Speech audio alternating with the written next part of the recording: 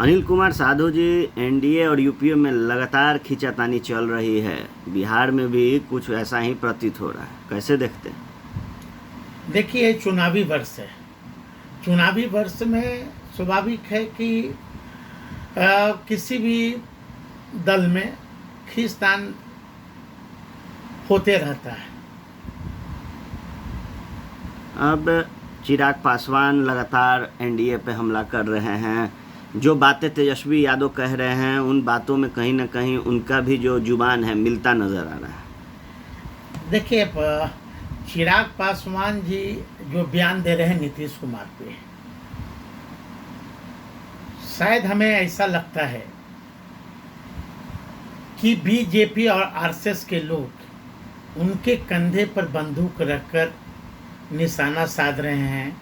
और वो निशाना किस पर साध रहे हैं चिराग जी, वो सभी को पता है। क्यों नहीं चिराग जी और बीजेपी नीतीश कुमार को अलग कर देते हैं। एक अपने सहयोगी दल से बीजेपी वार करवा रही है नीतीश कुमार पर। इसका मतलब है कि चिराग पासवान जी गुड़ खा रहे हैं, गुलगुले से परहेज कर रहे हैं। आज उनका बयान आता है कि नीतीश कुमार के लॉ एंड ऑर्डर पर, बिहार के बदहाल स्थिति पर, तो चिराग पासवान भी तो नीतीश सरकार में, मंत्रिमंडल में उनके रिश्तेदार थे। क्या 4 महीना में, 5 महीना में क्या स्थिति हो गई?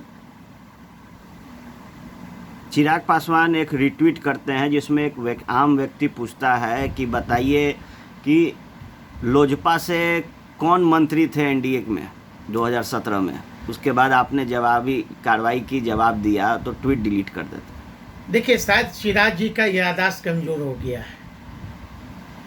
2017 में जनादेश की चोरी करके और चोर दरवाजे से एक सरकार बनी थी बिहार में। उस सरकार में उनके अपने सगे चाचा श्री पशुपति कुमार पारस जी पशुपालन मंत्री बनाए गए थे।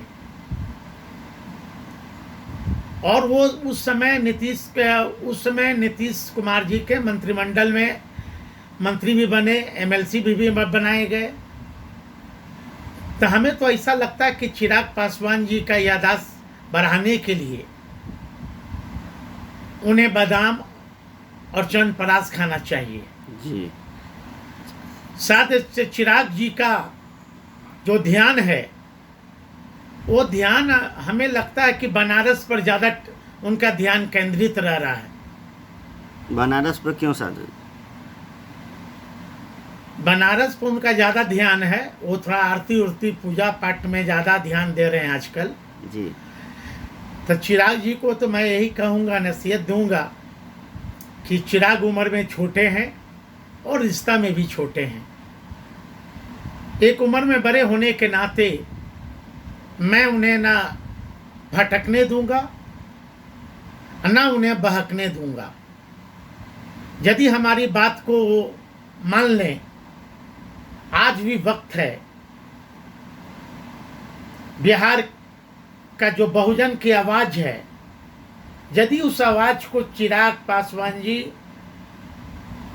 पकड़ लें, जान जाएं, तब निश्चित तौर पर मैं तो उनसे आग्रह करूंगा, व्यक्तिगत आग्रह भी करूंगा कि चिराग जी वो एनडीए छोड़कर आवें, इस्तीफा उनके पिताश्री इस्तीफा कर दें मंत्रिमंडल से, और बिहार में जनादेश तेजस्वी यादव जी के नेतृत्व में आकर वो सरकार बनावे। क्या लगता है सरकार बनाने की आप बात कर रहे हैं, चुनाव का सही माहौल है बिहार में? देखिए, एनडीए के लोग चाहते हैं कि बिहार में महामारी फैले। ये इतना बड़ा, ये बार बार एक तरफ हमारे नेता हैं, पार्टी के शीर्ष नेता हैं तेजस्वी यादव जी, उनको चिंता है बिहार के लोगों का। दूसरी बात है, सुशील मोदी जी का चिंता है, नीतीश जी का चिंता है चुनाव का। जो कोरोना ऐसा बीमारी है जो कि पूरे बिहार ही में नहीं, पूरे देश में नहीं, बल्कि पूरे राष्ट्र में फैला हुआ है। हम तो चाहेंगे कि यहाँ बिहार में राष्ट्रपति शासन लागू किया जाए। अभी चुनाव नहीं कराया जाए। हम चुनाव आयोग से मैं मांग करूँगा। और तो ये सुशील मोदी जी फरफरा रहे हैं चुनाव के लिए। हमें तो ऐसा तो लगता नहीं है कि फिर हाफ पैंट पहनकर मोदी जी फिर भाग जाएंगे चुनाव से। देखिए, जिस तरह बिहार में कोरोना जिस तरह फैला है, मुख्यमंत्री आवास में फैल गया, बीजेपी कार्यालय में 75 लोग उसके चपेट में आ गए। पूरे बिहार में देखेंगे तो घर घर में कोरोना पहुंच गया है। और हमारे नेता तेजस्वी यादव जी ठीक ही कहते हैं कि बिहार के मुख्यमंत्री और बिहार के उप मुख्यमंत्री सुशील मोदी जी ये लाश पर राजनीति कर रहे हैं। ये